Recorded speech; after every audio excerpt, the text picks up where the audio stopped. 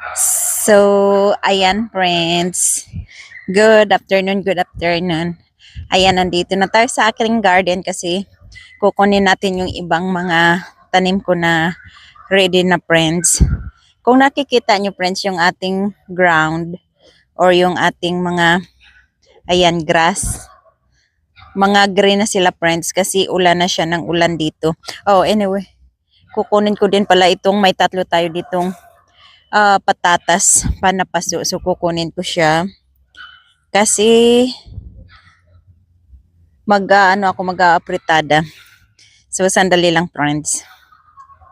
So doon ko ilalagay ko siya doon sa may friends. Dito sa may aking raised bed kasi kailangan dito ng lupa. Yan. Kasi magtatanim ako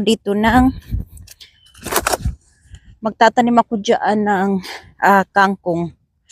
So doon ko siya kukunin yung ating patatas.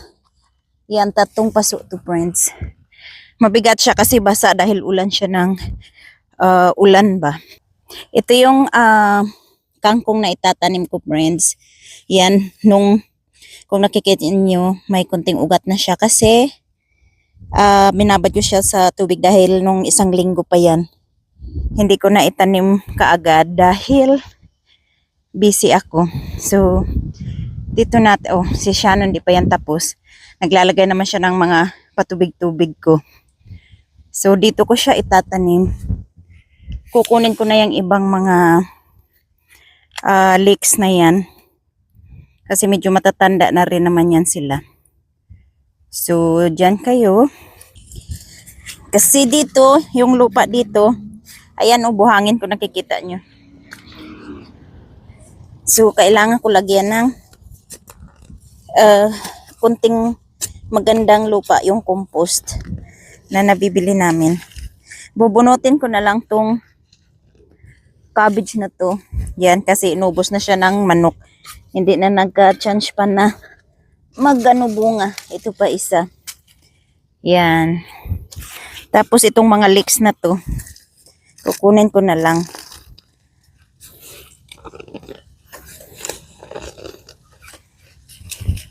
Ang iba ng mga leeks na gano'n na yan, nagbulaklak.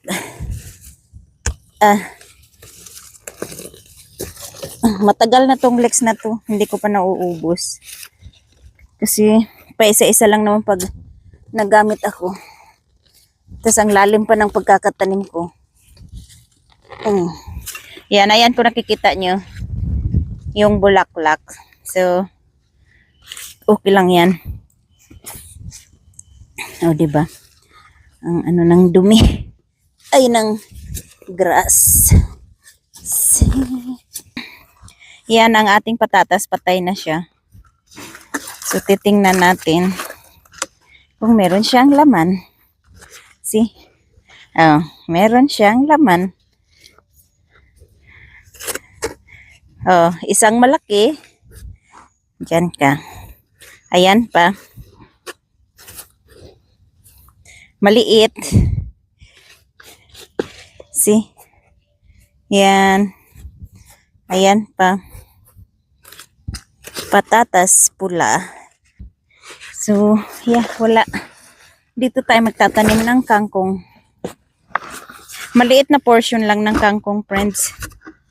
Kasi hindi naman natin kailangan. Yung paso kasi na pinagtaniman ko ng kangkong dati. Tinaniman ko ng bawang. So, yan lang yan, friends. Ang ating patatas. Ayan, maliliit na patatas. So, hindi siya masyadong, kasi ayaw ko talaga nila ng mainit. Oo. Itim na itim yung lupa natin dito kasi compost yan. So, yan. Spread ko lang para may pagtaniman tayo ng kangkong. Ito pa. Bigat kasi ulan ng ulan. So, basa sila. Ayan. See? Hindi lang siya kadamihan ba? Pero okay lang yan. Kasi trinay lang natin magpahabol. Yung mga tumutubo lang to na patatas. Natin, tinatanim. So, yan.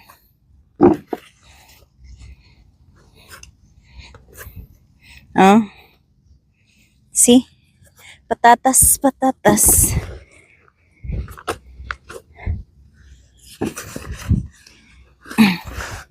Ewan ko yung sa tinanim ko sa raised bed na patatas kasi nung ano lang yun eh, first week ng March, kung ano pa sila, makakalaman kasi mainit na friends. So, yan lang friends. Nakikita nyo, ganyan lang yung kangkong na tinatanim natin. Mga sanga-sanga lang ng pinagulayan natin. So, ibaon lang yan natin. Pagdikit-dikitin lang. Ganyan lang siya, friends.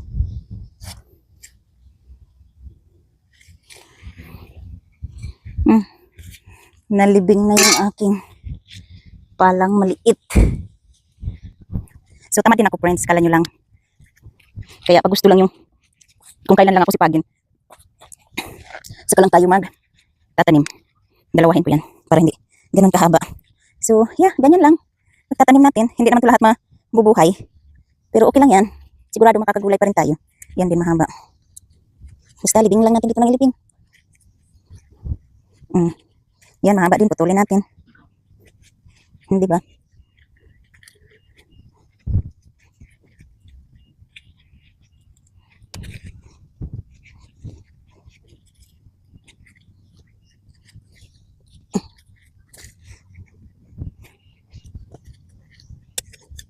So, ayan friends, wala doon, wala dito na yung pagtatanim natin. Basta pinagsalampak-salampak lang natin.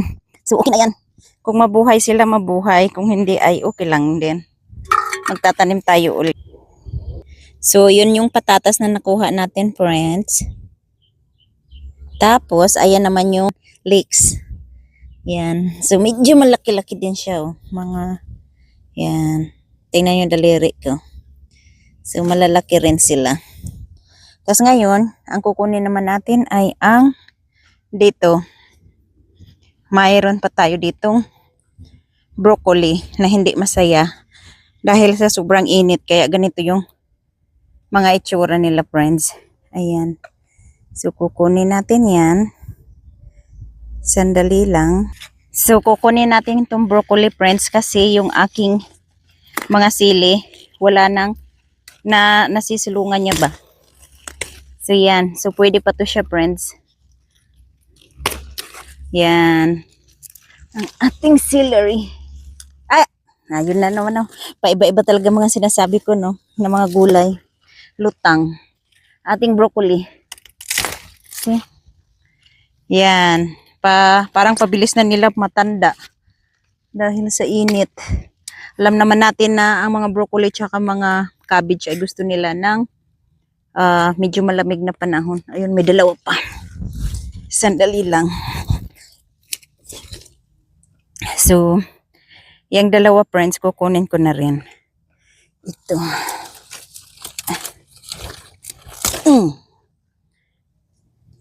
So, ito pa isa.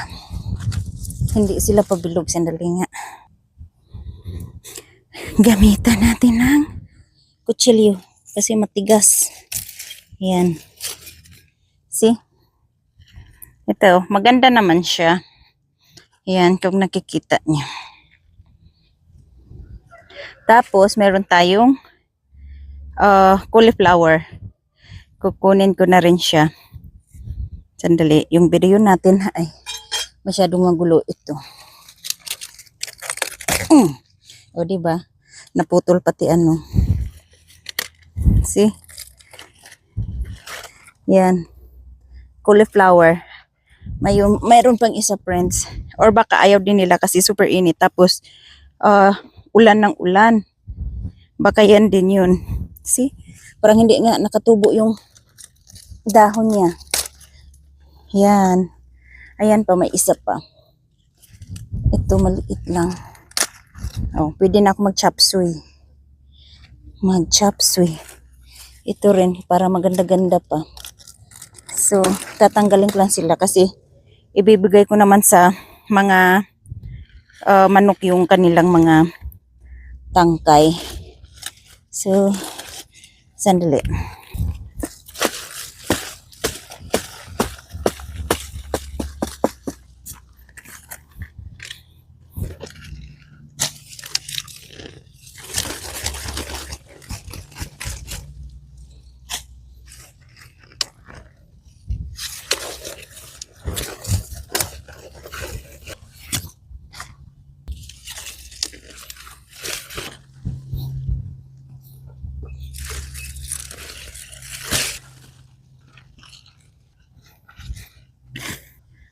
So, ayan friends, ibibigay ko yan sa mga manok. Sandali, ibigay ko muna habang medyo maaga pa. So, anyway friends, ito yung sinasabi ko na patatas na hindi ko pa alam kung magkakalaman sila. Pero mukhang maganda naman yung tubo nila. Tapos, ayun pa. Anyway, kukunin ko tong isang cabbage. Yan, kasi nga, magcha-chop suey tayo. Ito, maliit lang. Ayaw pa matanggal, sandali. Gusto niya akong pahirapan. Sandali, sana yung aking kutsilyo.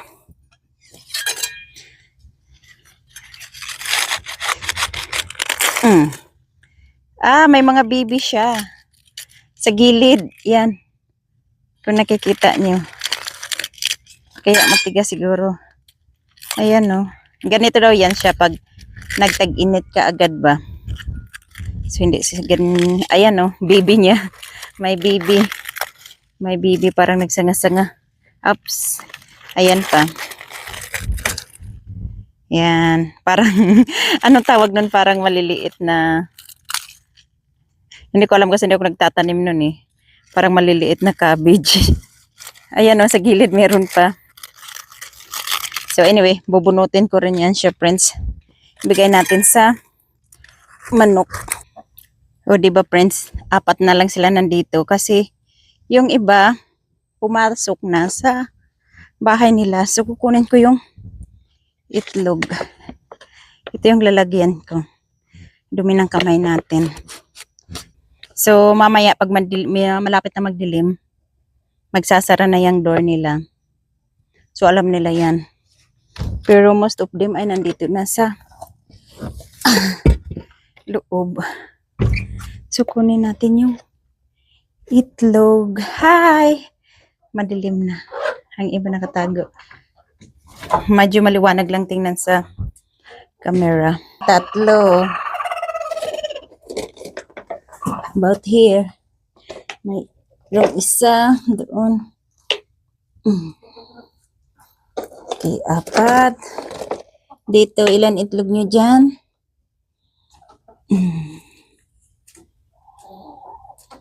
3. So, 8 lang. Baka nagkuha na si Shannon kanina. Yan, itlog. So, that's it friends for our video today. Thank you so much for watching. Bye! Mag-igat po kayo. God bless.